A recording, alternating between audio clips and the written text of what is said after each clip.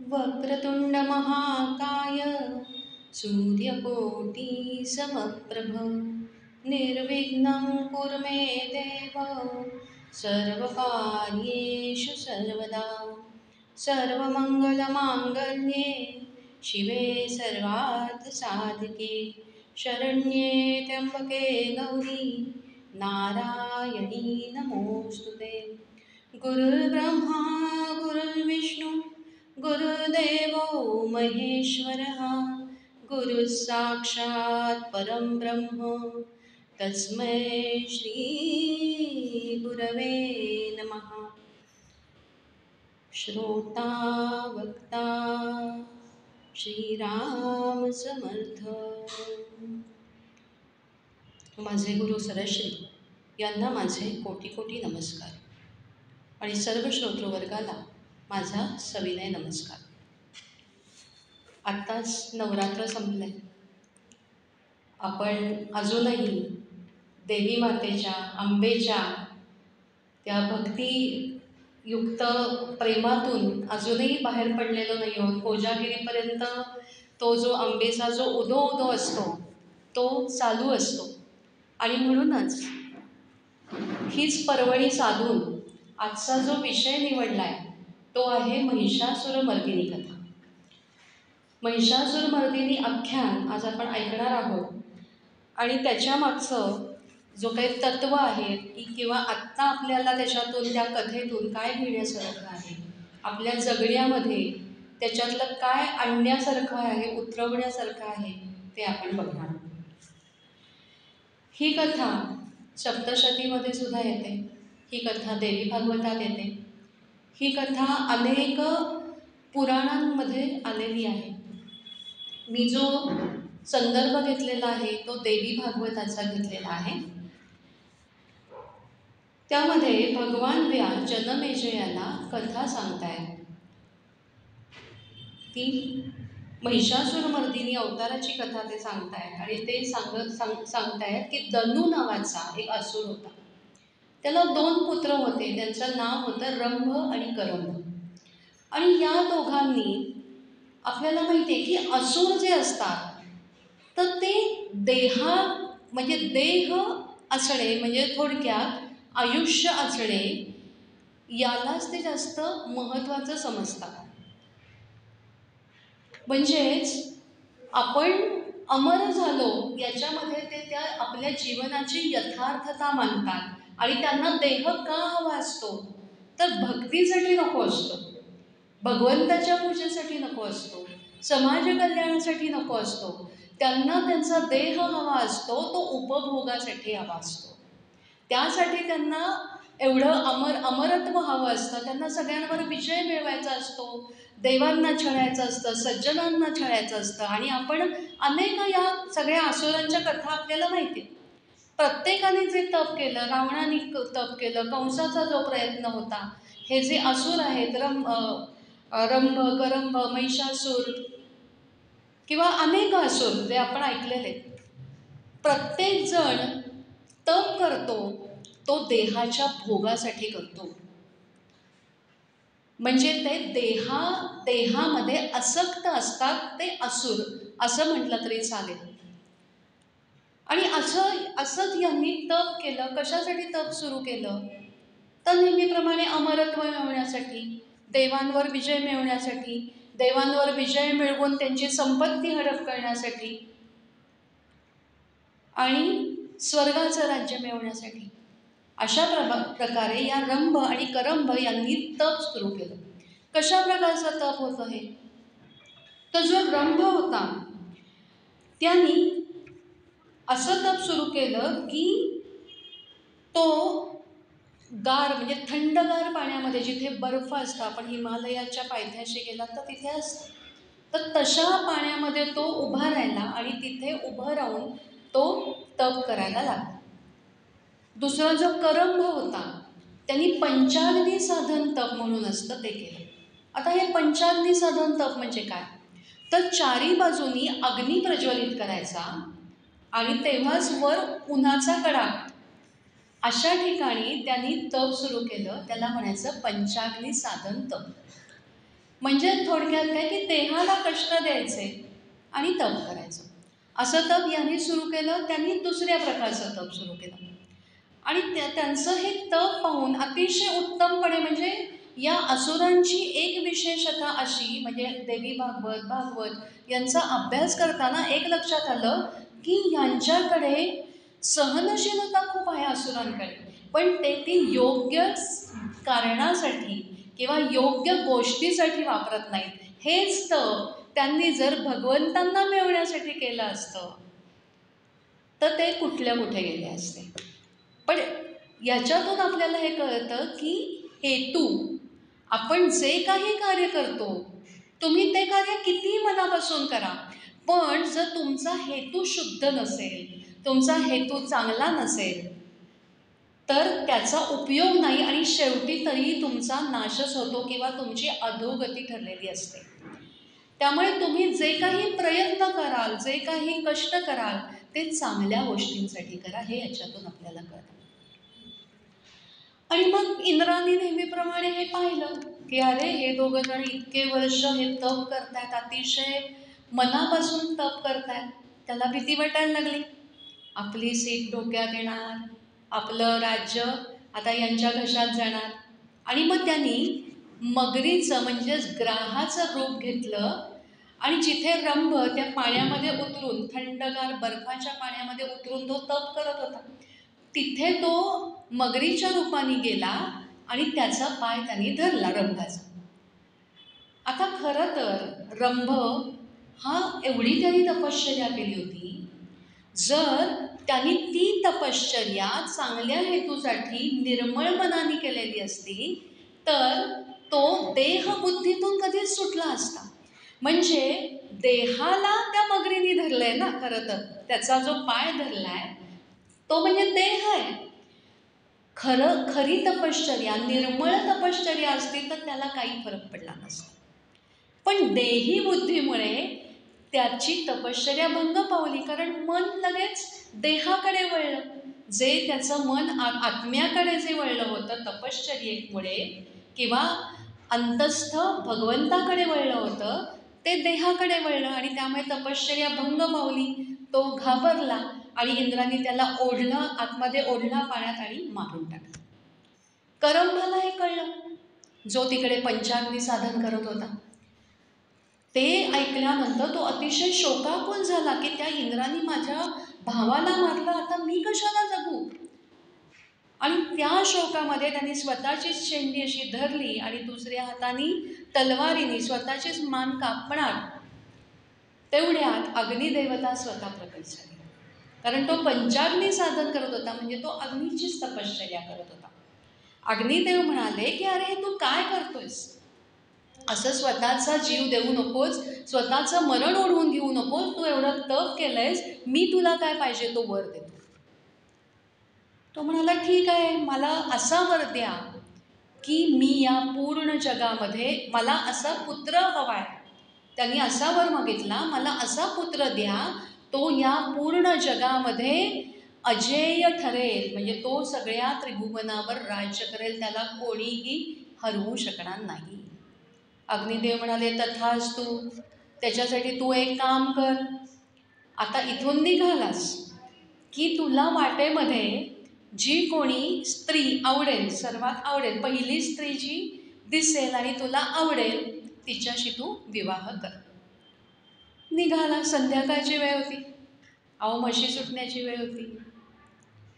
निघाला आणि समोरून एक म्हैस त्याला दिसली येताना आणि हा तिच्या प्रेमात पडला.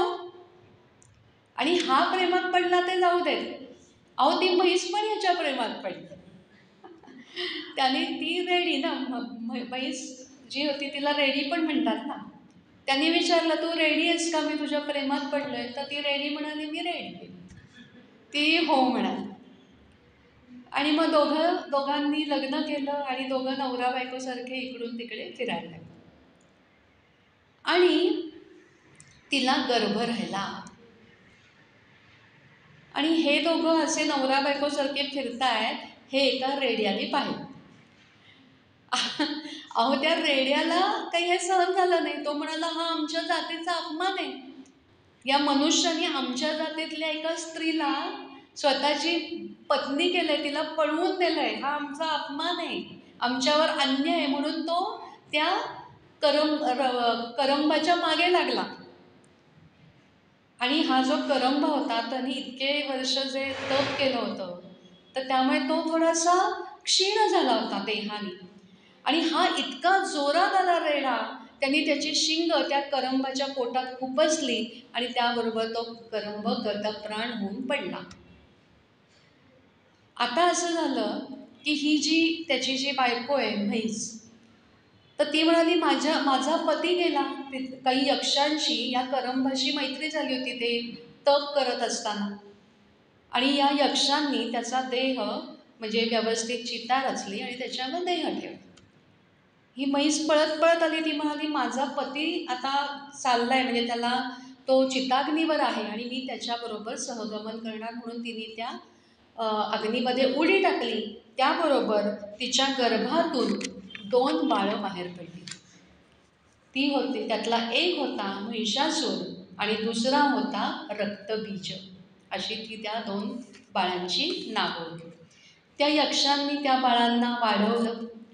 आणि हा जो महिषासूर होता, आता रक्तबीजाची जी कथा आहे ती वेगळी कथा आहे, ती आपण कधीतरी पाहू. पण या महिषासुराने सुद्धा असंच खूप मोठं तप केलं बरं का. मगाशी मी हेच सांगितलं की तप कोण करत, म्हणजे कोणी केलंय. अहो कित्येक महापुरुषांनी केलंय. स्वामी समर्थांनी केलंय, गोंदवलेकर महाराजांनी केलंय, श्रीरामांनी तप केलेलं आहे. प्रत्येकाने तप केलेलं आहे. आणि या असुरांनी केलंय आणि देवतांनी केलंय आणि महापुरुषांनी पण केलेलं आहे. आपल्या विद्यारण्य स्वामींचं नाव जर आपण ऐकलेलं असेल तर त्यांनीही कित्येक वर्ष तप केलं होतं. पण गायत्री माता त्यांना प्रसन्न झाली नाही. शेवटी त्यांनी संन्यास घेतला आणि ते नंतर शृंगेरी मठाचे अधिपती पण झाले. आणि नंतर गायत्री माता त्यांच्यासमोर प्रकट झाली. ती म्हणाली तुला काय पाहिजे सांग. ते म्हणाले आता मी संन्यास घेतला, आता मला काही नको. पण माझं ते ध्येय होतं ते असं होतं की मला हा जो कर्नाटक आहे, तो कर्नाटक जे राज्य आहे तर ते मला सुधरवायचं होतं. पण आता काय, आता मी संन्यास घेतला, आता तू येऊन काही उपयोग नाही. गायत्री माता म्हणाली की अरे तुझं जे ध्येय आहे तर ते अतिशय महान ध्येय आहे आणि तू असा निराश होऊ नको. तुला 2 शिष्य मिळतील, त्यांचं नाव असेल हरिहर आणि वृक्क, आणि त्यांना हाताशी धरून तू या कर्नाटक राज्य आहे ते चांगल्या प्रकारे सुस्थापित कर आणि तिथे धर्माची स्थापना कर. आणि त्याप्रमाणे त्यांना ते पुढे शिष्य मिळालेले आहेत आणि त्यांनी ती स्थापना केलेली आहे. इथे हे सांगायचा हेतू असा की परत मगाचंच कारण की तप चांगल्या कारणासाठी सुद्धा करता येतं आणि वाईट कारणासाठी सुद्धा करता येतं. आणि आपणही हे तप करायला पाहिजे. आपल्या दृष्टीने आपण तप करायचं म्हणजे काय, हे तप करणं म्हणजे नक्की काय असतं तर शक्तीचं आपल्या शरीरामध्ये संचयन करणं असतं. शक्ती आपल्या शरीरामध्ये साठवणं असतं. आणि ही शक्ती आपण जितकी साठवत जाऊ, जितकं तिचं संचयन करत जाऊ, तितकं आपल्या शब्दांना सुद्धा महत्त्व येतं, वजन येतं, तितके आपले शब्द खरे ठरतात आणि तितकं आपलं तेजही वाढतं. अहो स्वामी विवेकानंद, त्यांचं तप इतकं, म्हणजे त्यांचं तप अतिशय ते तेजस्वी होते आणि त्यामुळेच त्यांनी पुढे किती कार्य केलं आपल्याला माहिती. त्यांनी कधीही त्यांच्या शक्तीचं क्षरण केलं नाही. आता शक्तीचं संचयन काय आहे ते आपल्याला कळलं. ते संचयन कशा प्रकारे करता येईल. आपण काही असं 10-10 वर्ष, 1000 वर्ष तप करू शकणार नाही. मग आपण काय करू शकतो, अहो आपण नामस्मरण करू शकतो. नामस्मरणाने सुद्धा शक्तीचं संचयन आपल्यामध्ये निर्माण होतं. आपण ध्यान करू शकतो. 10 मिनटं बसा, 5 मिनटं बसा. सुरुवात 5 मिनटांनी करा, हळूहळू वाढवा. जमत नाही आहे 1 तास बसायला, रोज 10 मिनटं करा, पण शांत बसा. या शक्तीचं क्षरण कशामुळे होतं तर उदाहरणार्थ डोळ्यांच्या शक्तीचं क्षरण. आता आपण पाहतो मोबाईल पाहिल्याने, कानांच्या शक्तीचं क्षरण कशाने होतं? काय वाटेल ते कर्णकटू संगीत ऐकल्याने आपल्याला माहिती आहे की असं ते आत्ताच आपले गणपती होऊन गेले, बरोबर आहे की नाही? गणपतीमध्ये जे मोठमोठे स्पीकर लावले होते त्यांनी काय झालं? कान बधीर झाले, आपल्या शक्तीचं क्षरण झालं. पायांच्या शक्तीचं क्षरण कशाने होतं? खूप तुम्ही जर त्याला समजा जर राबवलं, त्याचं क्षरण झालं. म्हणजेच ही संचयित करा शक्ती चांगल्या कामासाठी. तेच जर तुम्ही तुमचे पाय काहीतरी एक्झरसाईजसाठी वापरा, शक्ती वाढते. पण ते चुकीच्या कारणासाठी वापरा, शक्ती कमी होते. ते हे शक्तीचं संचयन करणं खूप महत्त्वाचं आहे. आणि ब्रह्मचर्य हे सुद्धा अतिशय महत्त्वाचं आहे. ब्रह्मचर्य पाळल्याने सुद्धा शक्तीचं संचयन अतिशय उत्तम प्रकारे होतं. आणि स्वामी विवेकानंद हे त्याचं ढळढळीत उदाहरण आहे. अहो, त्यांना मागचे 40 जन्म आठवत असत आणि विचारलं त्यांच्या शिष्याने की तुम्हाला कसं काय हे जमतं? असं पुस्तक, जाड पुस्तक, त्याचं नुसतं फरकन अशी नुसती पानं अशी करत आणि त्यांना कुठल्याही पानावरचं काय लिहिलं ते त्यांच्या लक्षात राहायचं. विचारलं एका शिष्याने, अहो काय कारण आहे की तुम्ही असं कसं काय तुम्ही सांगू शकता? तुमची स्मरणशक्ती एवढी तीव्र कशी? ते म्हणाले की मी गेले 40 जन्म, आधीचे 40 जन्म मी कडकडीत ब्रह्मचर्य पाळलेलं आहे, म्हणून मी हे करू शकतो. आपला विषयापासून आपण दूर जातोय, पण महत्त्वाचं हे आहे की महिषासुराने सुद्धा तप केलं, म्हणजेच थोडक्यात शक्तीचं संचयन केलं स्वतःमध्ये, स्वतःची शक्ती वाढवली. आपण याच्यामध्ये घ्यायचं हे की आपण पण आपली दैवी शक्ती वाढवायची आहे आणि शक्तीचं क्षरण होऊ द्यायचं नाही आहे, हे महत्त्वाचं. आणि त्यांनी पण असंच तप केलं, ब्रह्मदेवांना प्रसन्न करून घेतलं आणि काय वर मागितला? नेहमीप्रमाणे की मला कुणाकडूनही मृत्यू न येऊ देत, मी कुणाकडूनही पराजित न होऊ देत.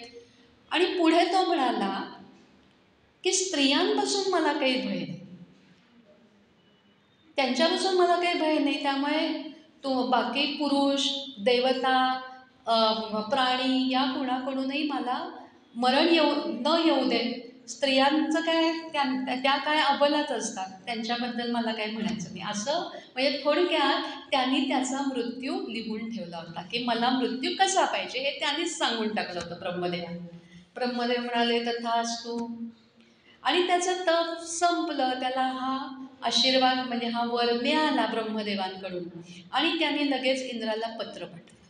अहो, जे पत्र पाठवलं ते सुद्धा शिव्यांनी भरलेले. देवी भागवतामध्ये ते आहे पूर्ण पत्र की अरे माजुरड्या, मला तुझं इंद्रपद दे, मला स्वर्गाचं राज्य दे, नाहीतर मी तुझा पार नायनाट करून टाकीन, नाहीतर माझ्याशी युद्धाला तयार हो. इंद्र संतापला, स्वतःचं सैन्य घेऊन गेला, पराजित झाला, परत आला. वरुण देवतेला घेऊन गेला, युद्ध केलं, दोघं पराजित झाले, परत आले. अग्निदेवत असं करून अहो 33 कोटी देव गेले, महिषासुराशी युद्ध केलं, सगळे पराजित झाले, परत आले. मग स्वतः ब्रह्मदेव आले, 1000 वर्ष युद्ध केलं महिषासुराशी, पराजित झाले, परत आले. अहो, मग विष्णू भगवंत आले, 5000 वर्ष युद्ध केलं, पराजित झाले, परत आले. शंकर भगवान आले, 10,000 वर्ष युद्ध केलं, परत आले. शेवटी विष्णू भगवंतांच्या लक्षात आलं की हे काहीतरी वेगळं आहे आणि त्यांनी मीटिंग बोलवली सगळ्या देवतांची. आणि ते म्हणाले की आपल्याला काहीतरी वेगळं करायला पाहिजे. आपण असं करूयात, आपण त्या अंबेची, जिनी हे सगळं ब्रह्मांड निर्माण केलेलं आहे, त्या शक्तीची आपण उपासना करू, आपण तिची प्रार्थना करू, तिला शरण जाऊ, तिला बोलवू की तू ये आणि तूच आम्हाला तार. आणि ते म्हणताय, सगळ्या देवतांनी धावा केलेला आहे आणि म्हणताय तारी तारी जगदंबे अंबे, तारी तारी जगदंबे, त्वच्चरणावीण देवी नसे गे,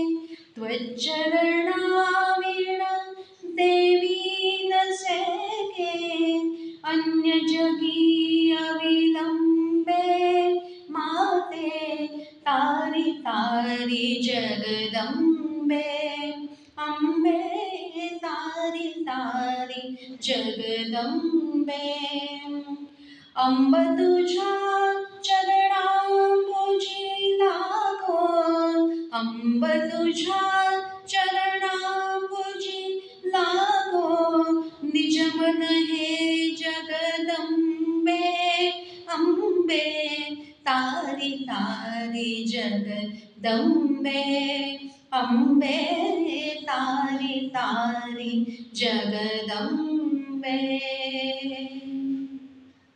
आणि अशी प्रार्थना केली सगळ्या देवांनी. सगळे देव शरण गेलेले आहेत त्या मातेला. आणि काय आश्चर्य, सगळ्या देवांच्या शरीरातून असं तेज हळूहळू हळूहळू वर आलं. सगळ्या देवांमधून तेज निर्माण म्हणजे शरीरांमधून तेज असं उत्पन्न झालं आणि ते वर वर वर वर वर आकाशामध्ये गेलं. सगळं तेज एकत्र झालं आणि त्याच्यातून अतिशय तेजस्वी अशी दुर्गा माता आकाशामध्ये प्रकट झाली. बोला अंबा माता की जय. आणि तिचं तेज एवढं होतं की सगळ्या देवांचे डोळे दिपले आणि काही जण तर चक्कर येऊन खाली पडले, इतकं तिचं तेज होतं. आणि देव तिला विनवताय, अगं जगदंबे माते, अगं तुझं हे जे रूप आहे ते थोडंसं सौम्य कर गं. आम्हाला हे तुझं जे तेज आहे ना ते आम्हाला सहन होत नाहीये. माते थोडी सौम्य हो. आणि मग ती हळूहळू हळूहळू ती दुर्गा माता शांत झाली. आणि म्हणून तिचं नाव पडलं शांता दुर्गा. बोला शांता दुर्गा माता की जय. आणि आधी 1000 हातांची असणारी ती माता हळूहळू 50 हातांची, मग 12 हातांची, मग 10 हातांची, मग 8 हातांची, मग 4 भुजांची आणि नंतर 2 भुजांची अशी होत होत होत होत अतिशय सुंदर, अतिशय गोड, अतिशय सुंदर अशा युवतीमध्ये तिचं रूपांतर झालं. आणि ही जी माता होती ती सिंहारूढ होती आणि तिचं नाव पडलं अपराजिता. अपराजिता म्हणजे जी कुणाकडूनही पराजित होत नाही, जिचा कोणी पराभव करू शकत नाही, अशी ही अपराजिता अशी ती देवी माता तिथे प्रकट झाली. बघा आधी काय रूप होतं आणि आता काय. सगळ्या देवांसाठी तिने हे रूप सौम्य केलेलं हे लक्षात घ्या. तिचं जे खरं रूप आहे ते जे ती प्रकट झाली तेव्हाचं तिचं जे रूप आहे ते खरं रूप आहे. देवांसाठी ती सौम्य झाली, आपल्यासाठी ती सौम्य झालेली आहे. आणि आपण जे तिचं रूप पाहतो ते तिचं सौम्य रूप पाहतो. आणि मग सगळ्या देवांनी तिला आपापली शस्त्र दिलेली आहेत. विष्णूंनी सुदर्शन चक्र दिलेलं आहे, अश्विनी कुमारांनी कुंडलं दिलेली आहेत, महादेवांनी त्रिशूळ दिलेला आहे, ब्रह्मदेवांनी कमंडलू दिलेला आहे, वरुणांनी गदा दिलेली आहे आणि बाकी सर्व देवतांनी आपापली शस्त्र, त्यांच्याकडची सुंदर वस्त्र आणि अलंकार तिला दिलेले आहेत. आणि ते सगळं धारण करून ती सिंहावर आरूढ झालेली आहे. सगळ्या देवांनी तिची स्तुती केलेली आहे. ती स्तुती देवी भागवतात आहे, अतिशय सुंदर स्तुती आहे. पण आत्ता आपल्याकडे वेळ कमी आहे म्हणून आपण ती स्तुती घेणार नाही. आणि ते सगळे देव म्हणाले की आम्ही त्रासलेलो आहे, या महिषासुराने आम्हाला त्राही भगवान करून सोडलेला आहे आणि हे आंबे केवळ आणि केवळ तूच आम्हाला या संकटामधून तारू शकतेस, तेव्हा तूच काहीतरी कर. जगदंबा म्हणाली ठीक आहे, हे देवतांनो मी तुमच्यावर प्रसन्न आहे. तुम्ही निर्भय असा पण तुम्ही स्वस्थानी असा. तुम्ही माझ्याबरोबर सैन्य म्हणून यावं अशी काही गरज नाही. मी एकटीच त्या महिषासुरासाठी पुरेशी आहे. आणि तुम्ही सगळे आता तुमच्या स्थानी जा. आणि वरुण यमराजांना मात्र जरा प्रश्न पडला बरं का. यमराज म्हणाले की मी गेलो होतो त्या महिषासुराशी लढायला, युद्ध करायला. मी तर एवढा यमराज, मला पाहून सगळे घाबरतात. आपण पण घाबरतो की नाही यमराजांना? आपण कधी म्हणतो का, ये यमराजा मला भेटायला? कृष्ण भगवंताला म्हणू, भगवंता मला दर्शन दे. यमराजाला म्हणतो का? नाही. यमराज म्हणाले, मी एवढा भयानक आहे, माझ्यामध्ये एवढी शक्ती आहे, पण मी त्या महिषासुराला काही मारू शकलो नाही. आणि ही एवढी गोड दिसणारी, इतकी सुंदर, इतकी नाजूक अशी देवी माता, आणि ही कशी काय बरं मारू शकणार? आणि देवीने त्याच्या मनातलं बरोबर ओळखलं. ती म्हणाली, यमराज आपण घाबरू नका, आपण चिंता करू नका, मी काय ते बघून घेईन, तुम्ही तुमच्या यमलोकी जा. आणि यमलोकी सगळे देव आपापल्या ठिकाणी गेलेले. आणि ही अपराजिता माता सिंहावर आरूढ होऊन जिथे महिषासुराची राजधानी होती, त्या राजधानीच्या बाहेर एक असं बाग होती, बगीचा होता. तिथे जाऊन बसलेली आहे मस्तपैकी. तिथे जाऊन बसली आणि तिने असा एक हुंकार दिलेला आहे, फक्त अट्टाहास केलेला आहे असं म्हणतात त्याला.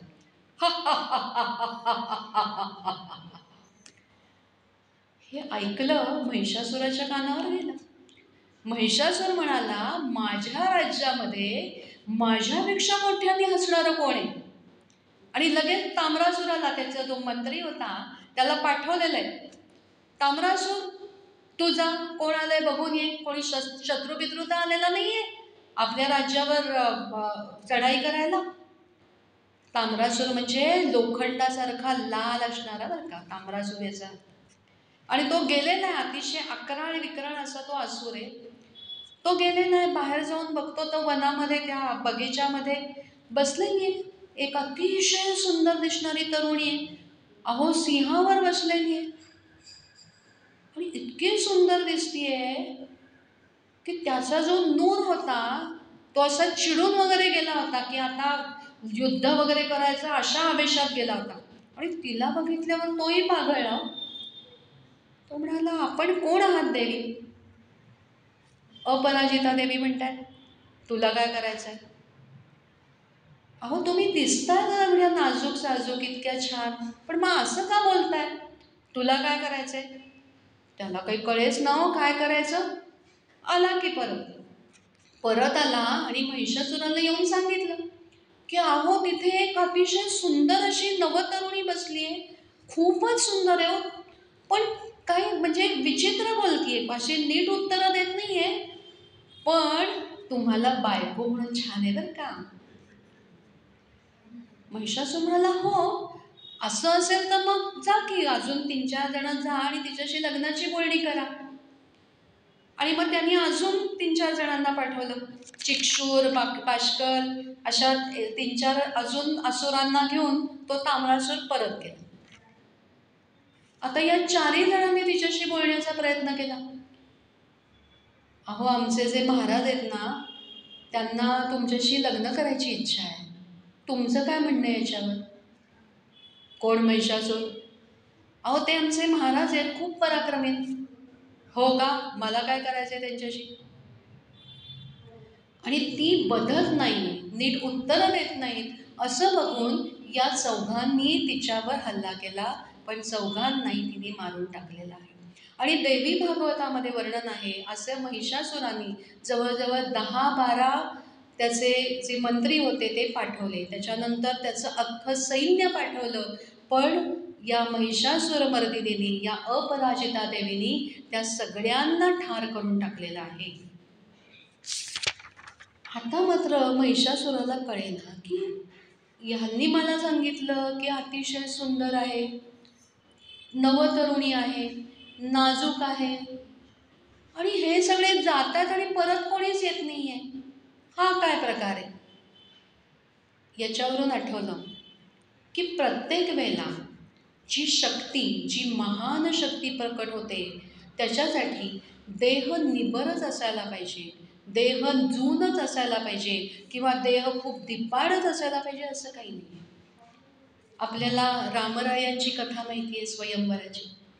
तेव्हा असं झालं होतं की सीतेचं स्वयंवर असलं तर आपल्याला माहिती, अनेक दिप्पाड असे मोठे मोठे राजे येऊन गेले, रावणही आला होता, आपल्याला सगळ्यांना माहिती. आणि त्या सगळ्यांनी प्रयत्न केले, पण रामराया फक्त 16 वर्षाचे होते आणि त्यांना नवतरुण होते, नाजूक होते दिसायला. आणि त्यांना पाहिल्यानंतर सीतेच्याही मनात हे आलं होतं आणि जनकाच्याही हे मनात आलं होतं की हा राजकुमार दिसतोय तर एवढा नाजूक. जेव्हा ते उठले, विश्वामित्रांची आज्ञा घेऊन जेव्हा रामराया उठले धनुष्य उचलण्यासाठी, तेव्हा त्या दोघांच्याही मनात हा विचार आला की हा तर एवढा नवतरुण आहे, इतका नाजूक आहे दिसायला, आणि हा कसं काय हे धनुष्य उचलू शकेल. पण आपल्या रामरायांनी ते जे धनुष्य आहे ते एका हाताने उचललेलं आहे आणि लगेच त्याला प्रत्यंचा लावली आणि ते मोडून पडलेलं आहे. आपल्याला कथा माहिती आहे. पण याच्यातून आणि आत्ताची जी ही आपण कथा ऐकतोय, ही जी शक्ती आहे, माता अंबिका म्हणजे काय आहे? हो, शक्तीचं स्वरूप आहे. ही शक्ती प्रत्येक वेळेला, आता तेच सांगत होते की त्याच्यासाठी शरीर जून असायला पाहिजे, शरीर खूप धिप्पाड असायला पाहिजे असं नाही आहे. ती शक्ती योग्य त्या शरीरातून योग्य त्या कारणासाठी, योग्य हेतूसाठी एखाद्या नाजूक शरीरातून सुद्धा प्रकट होऊ शकते. अहो, आपल्यामध्ये जी असलेली जी स्त्री शक्ती आहे, असं सांगितलेलं आहे पुराणांमध्ये की स्त्रियांची शक्ती पुरुषांपेक्षा 8 पट असते. फक्त त्याच्यासाठी जोपर्यंत स्त्री शांत आहे, सौम्य आहे, तोपर्यंत ती शक्ती प्रकट होत नाही किंवा ती दिसत नाही. पण ती एकदा संतापली किंवा तिने एखादं काही ठामपणे ठरवलं किंवा ती जिद्दीला पेटली, ती इरेला पेटली की ती इकडचं जग तिकडे करू शकते. स्त्रियांचं शरीर कसं असतं? नाजूक असतं, पण तरीही ती शक्ती तिच्यातून प्रकटते.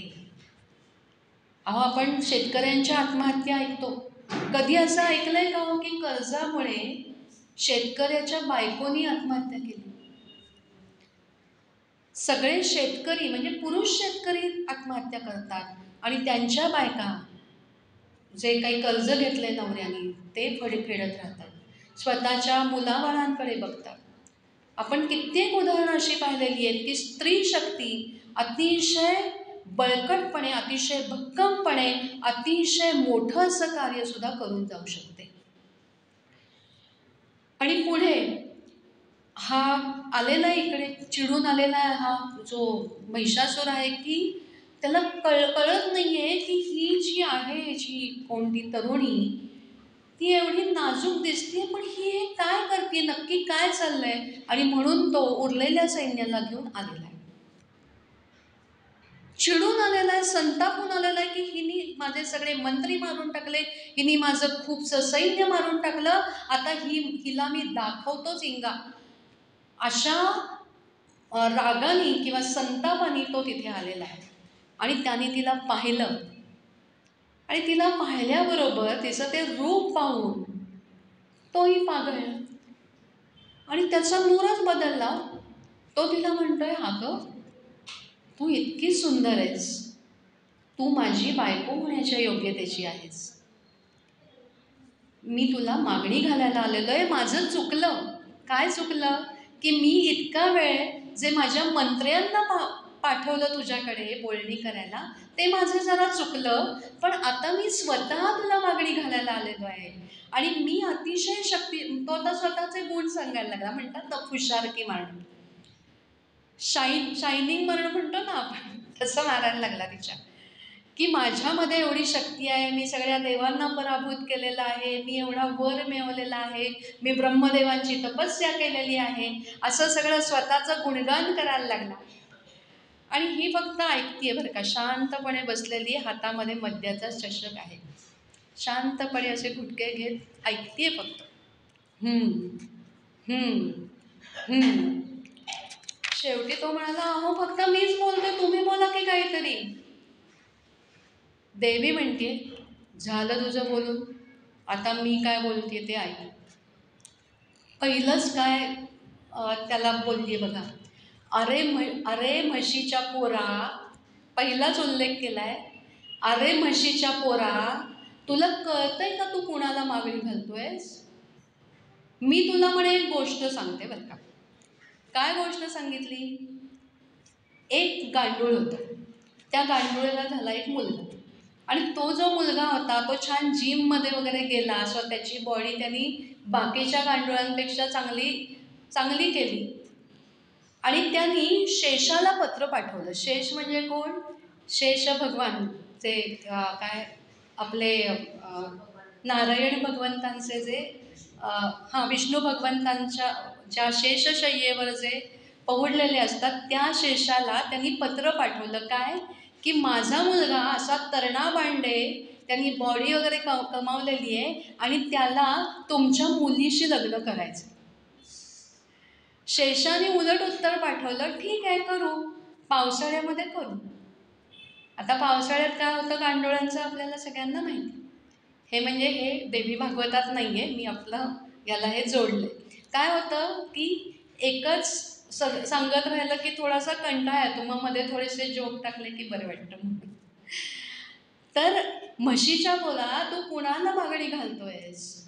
अरे माझं लग्न झालेलं आहे, मी विवाहित आहे. तो जो ब्रह्मांड नायक आहे तो माझा पती आहे. त्यामुळे तू असा वेडेपणा करू नकोस.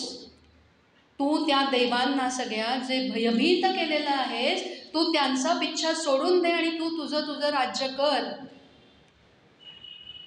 आणि या उपर मला तुझं अजून काही ऐकायचं नाहीये. महिषासूर म्हणतोय, अगं असं काय करतेस? मी एवढा पराक्रमी आहे, तू तो कोण तुझा जो ब्रह्मांड नायक आहे त्याला सोडून दे आणि माझ्याशी लग्न कर. आता मात्र देवी संतापलेली आहे. ती म्हणाली, तुला कळत नाही का मी तुला काय सांगते ते? माझं ऐक, इथून निघून जा, नाही तर आत्ताच्या आत्ता युद्धाला तयार हो. आता मात्र महिषासुराच्या लक्षात आलं की ही जे काही बोलते ते खरं आहे आणि ही काही आपल्याशी विवाह करणार नाही. आणि मग त्याने ते बाण सोडायला सुरुवात केलेली आहे देवीवर. ही जी अपराजिता देवी आहे ती अशी शांतपणे बसली आहे, बाण येत आहेत, हातामध्ये झेलती आणि असे तुकडे करून टाकून देते. इतकी शांतपणे ती बसलेली आहे. आणि असं ते रणकंदन सुरू झालेलं आहे. महिषासुराने असे एकापाठोपाठ बाण मारायला सुरुवात केलेली आहे आणि संग्राम सुरू झालेला आहे. आणि त्याचं वर्णन केलेलं आहे बघा. भेरी बजी संग्राम की, भेरी बजी संग्राम की, जयनाद से गूंजी दिशा, जयनाद से गूंजी दिशा, भेरी बजी संग्राम की, भेरी बजी संग्राम की, आकाश में रणरंग छाए, आकाश में रणरंग छाए, भयभीत हो रिपु कांपता है, भयभीत हो रिपु कांपता है, भेरी बजी संग्राम की. आता तो बाणावर बाण सोडतोय, शस्त्रावर शस्त्र चालवतोय, पण देवी नुसते ते झेलतीये आणि शांतपणे तोडून टाकून देते. अहो, समोरचा शत्रू काही का करेना, समोरचा शत्रू किंवा आपला जो कोणी, अगदी तुम्ही कोणी निंदा करताय आपली असं समजा. आता काही आपण असं युद्ध करत नाही. आत्ताची जी युद्ध असतात ती शाब्दिकच जास्त असतात. कोणीतरी आपल्याला काहीतरी ताड बोलून जातं. आपण तेव्हा जर शांत राहिलो तर काय होतं, जो बोलणारा असतो त्याचा आत्मविश्वास कमी होतो आणि तिथेच आपण जिंकलेलो असतो. युद्धाचं जे वर्णन आहे त्या वर्णनातून आपल्याला हे शिकायला मिळतं.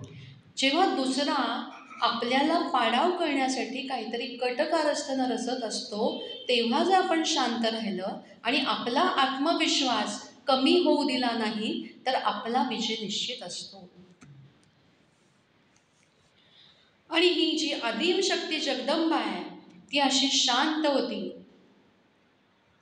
तिचा सगळा ते मद्य पिऊन झालं, शांतपणे तिने तो तिचा पेला ठेवलेला आहे आणि ती अशी त्या सिंहावरून उठलेली आहे आणि एक पाऊल तिने त्या धरणी मातेवर ठेवलं आणि सगळी जी धरणी माता आहे ती अशी थरथर कापलेली आणि अशी दमदार पावलं टाकत ती निघालेली आहे आणि त्या महिषासुरावर तिने प्रहार करायला सुरुवात केलेली आहे. आणि त्याचंही वर्णन आहे की जेव्हा ती निघाली तेव्हा काय परिस्थिती झालेली होती. चरण भारी वसुमती कापता है. चरण भारी वसुमती कापता है. मुकुट कोटी अंबरा टेकता है. अहो त्या देवीचं रूप, तिने स्वतःचं जे रूप होतं, जे आधी आपण ऐकलं नाजूक साजूक गोड असं जे होतं, ते तिने भव्य केलेलं आहे. किती भव्य केलेलं आहे की तिच्या मस्तकावरचा मुकुट आकाशाला टेकायला लागलेला आहे. चरण भारी वसुमती कापता है. मुकुट कोटी अंबरा टोचता है. धनुष्कोटी म्हणजे धनुष्यबाण जो तिच्या हातामध्ये आहे. धनुष्कोटी पाताल तल शोधे. कुठे टेकले? ते जे धनुष्याचा जो खालचा भाग आहे तो पाताळामध्ये रुतलाय जाऊन आणि तिचा मुकुट आकाशाला भेटतोय. म्हणजे किती भव्य रूप असेल बघा. धनुष्कोटी पाताल तल शोधे. दिशा व्यापुनी हो भगवती सती शोभे. दिशा व्यापुनी भगवती सती शोभे. तर असं ती रूप घेऊन, असं ती भव्य रूपामध्ये तिचं ते जे मूळ रूप होतं, शक्ती स्वरूप होतं, असं तिने उग्र रूप धारण केलेलं आहे आणि ती त्या महिषासुराला मारण्यासाठी निघालेली आहे. आता खरं तर या महिषासुराच्या बुद्धीत सुद्धा खरं तर तीच काम करते. आपल्या बुद्धीत सुद्धा तीच आहे. तीच आपल्याला बुद्धी देत असते, तीच आपल्याला प्रेरणा देत असते. पण महिषासूर इतका जड बुद्धीचा आहे, इतका देही बुद्धीचा आहे की खरं तर त्याच्या हे लक्षात यायला पाहिजे होतं की आपले इतके मंत्री ज्या देवीनी मारलेले, ज्या स्त्रीनी मारलेले आहेत, ती किती भयानक असेल. पण ते त्याच्या जडत्वामुळे, त्याच्या मूढत्वामुळे तिने दिलेल्या संकेतांकडे त्यांनी लक्ष दिलेलं नाहीये. आणि असे संकेत, अशा प्रेरणा देवी आपल्या बुद्धीला सुद्धा, आपल्याला सुद्धा अनेक वेळेला देत असते. फक्त आपण शांत राहू. आपल्या मनामध्ये सहज येणारे जे विचार असतात ते नेहमी ईश्वरीय विचार असतात. त्या विचारांना आपण ओळखायचं असतं. त्या प्रेरणा ज्या मिळतात त्या नेहमी मंगल प्रेरणा असतात. पण त्याच्याकडे आपण बरेच वेळेला दुर्लक्ष करतो आणि आपण आपल्याच विचारांच्या भोवऱ्यामध्ये जे व्यक्ती सापेक्ष विचार असतात त्याच्यामध्ये किंवा वेगवेगळ्या विकारांमुळे, म्हणजे मोहामुळे म्हणा, क्रोधामुळे म्हणा, जे विचार येतात त्याच्यामध्येच आपण गुंतलेलो असतो. पण हे जे ईश्वरी संकेत मिळतात तेही माता आपल्याला देत असते. त्याच्याकडे आपण नेहमी लक्ष ठेवायचं असतं आणि त्याच्याप्रमाणे जर आपण वागत गेलो ना तर आपलं यश नक्की असतं. आणि अशी ती उठलेली आहे आणि याच्या लक्षात आलं की हा आता शेवटचा एल्गार आहे आणि त्याची रूप अचानक बदलायला लागला. मध्येच तो सिंह झाला आणि तो सिंह झाल्याबरोबर देवीचा जो सिंह होता, जो खरा सिंह होता, त्यांनी त्याच्याशी एक थोबाडीत लगावली, त्याच्याबरोबर त्याचा हेलपटत गेला आणि लांब जाऊन पडला. आणि तो मध्येच मोठा व्हायचा, मध्येच छोटा व्हायचा, मध्येच कोल्ह्याचं रूप घ्यायचा, मध्येच कुत्र्याचं रूप घ्यायचा, मध्येच त्यांनी महाभयंकर सर्पाचं रूप घेतलं. त्याबरोबर देवीने असं त्याला एका हाताने उचललं आणि असं टाकून दिलं. आणि अशी रूपं तो अनेक बदलत होता. आणि देवी त्याला म्हणतीये, गर्जन तर्जन सर्व करी रे, गर्जन तर्जन सर्व करी रे, जोवरी शांत असे मी,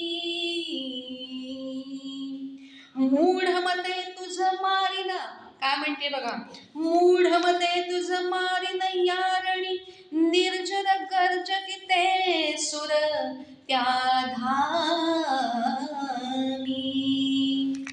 जोवर मी माझं खरं रूप, खरं अतिशय उग्र रूप जोपर्यंत धारण करत नाही, तोपर्यंत तू हे तुझे जे खेळ आहेत ना सोंगाड्याचे, ते तू करत बस. आणि असं तो करत राहिला.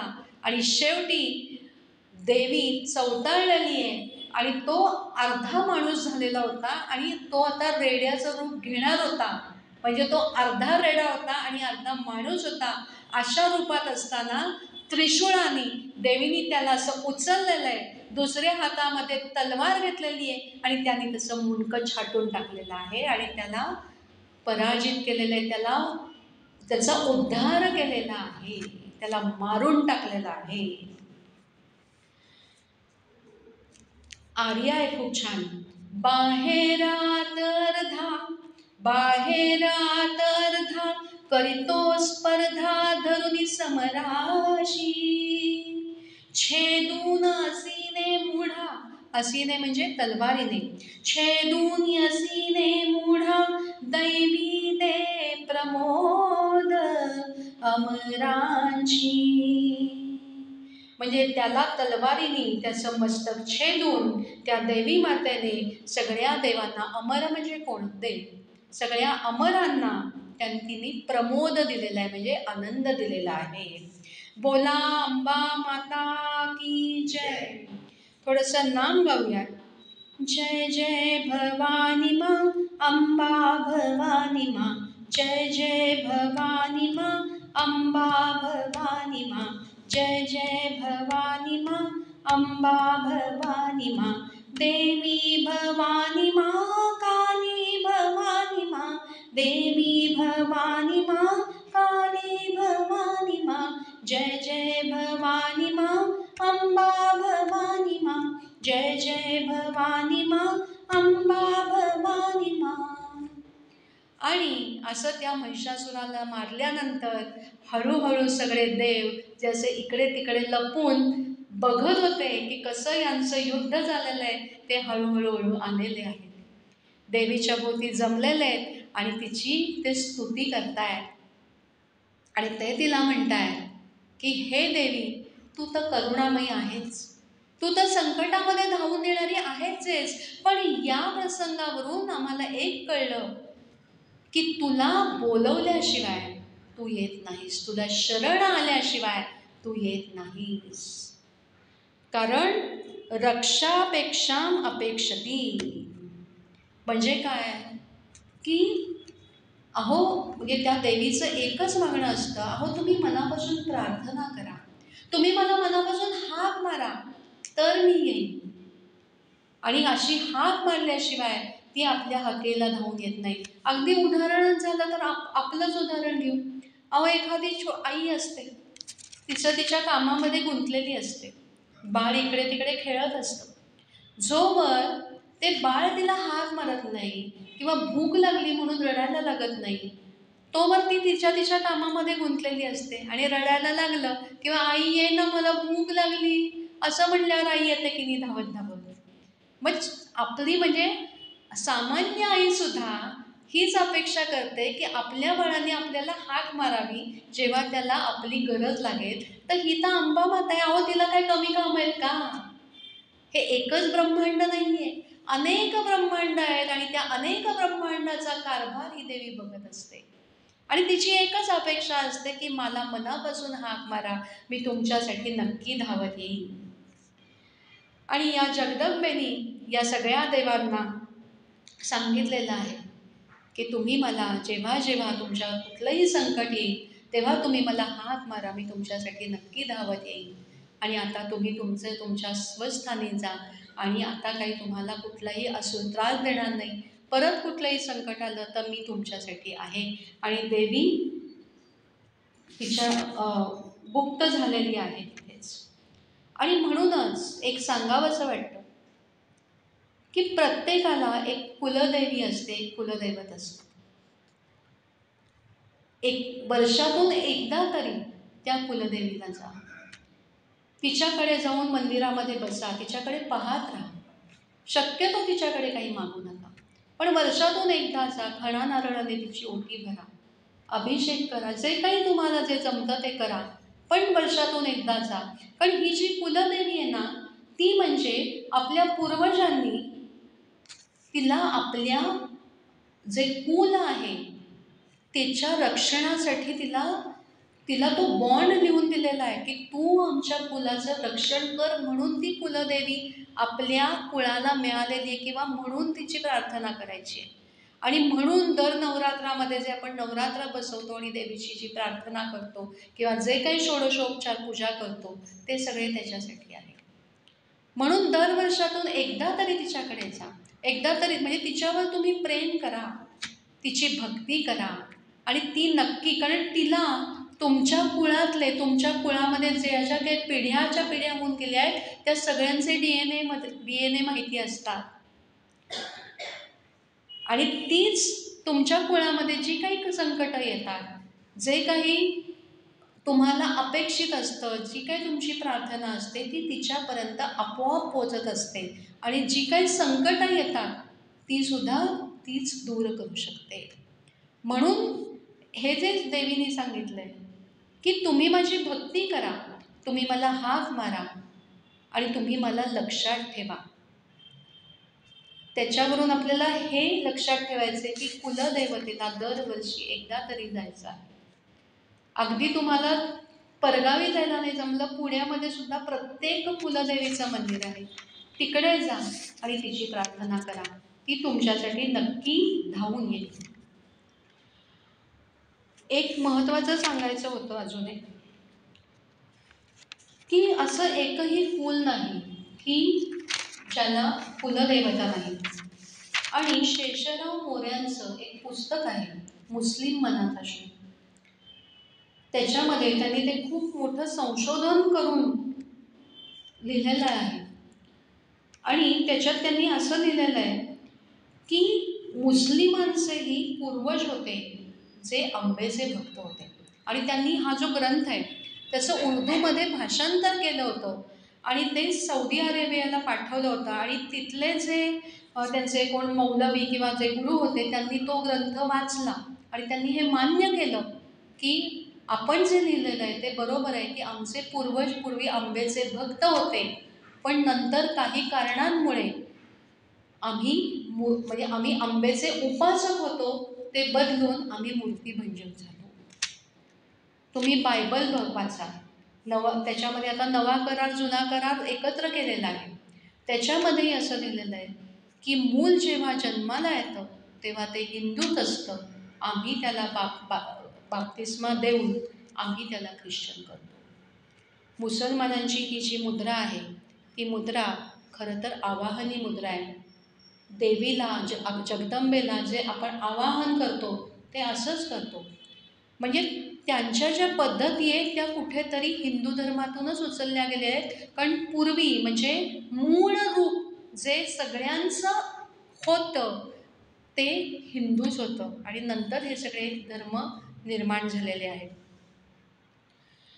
आणि कुठलाही तुम्ही धर्मग्रंथ घ्या, बायबल घ्या, पुराण घ्या, कुठलाही घ्या, त्याच्यामध्ये जे काही तत्त्वज्ञान सांगितलं आहे, आपण बघाल उपनिषद किंवा आपले जे वेद आहेत, आपली जी पुराण आहेत, तिथूनच ते उचललेले आपल्याला दिसतात.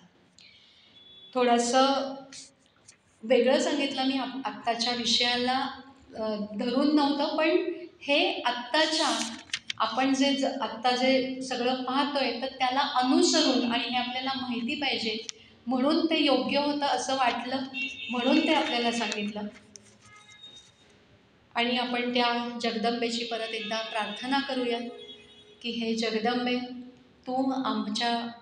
तुझ्यावर आमची भक्ती आहे, तू आम्हाला तारणारी आहेस, तूच हे सर्व ब्रह्मांड निर्माण करणारी आहेस, तूच माया आहेस, तूच शक्ती आहेस, तूच तो निराकार परमेश्वराची तूच शक्ती स्वरूप आहेस. आणि तू आम्हाला नेहमी प्रसन्न राहा, तू आमच्यावर नेहमी अनुग्रह कर, तू आम्हाला नेहमीच वंदनीय आहेस आणि आमच्यावर नेहमीच करुणा करत राहा. बोला जगदंबा माता की जय, महिषासुरमर्दिनी की जय. आत्ताच्या प्रवचनामध्ये जे काही चुकलं असेल ते माझं होतं आणि जे काही उत्तम होतं ते माझ्या गुरूंचं होतं. जे काही चुकलं असेल त्याबद्दल मी श्रोत्यांची क्षमा मागते. श्रीराम श्रीराम श्रीराम. श्रीकृष्णार्पणमस्तु.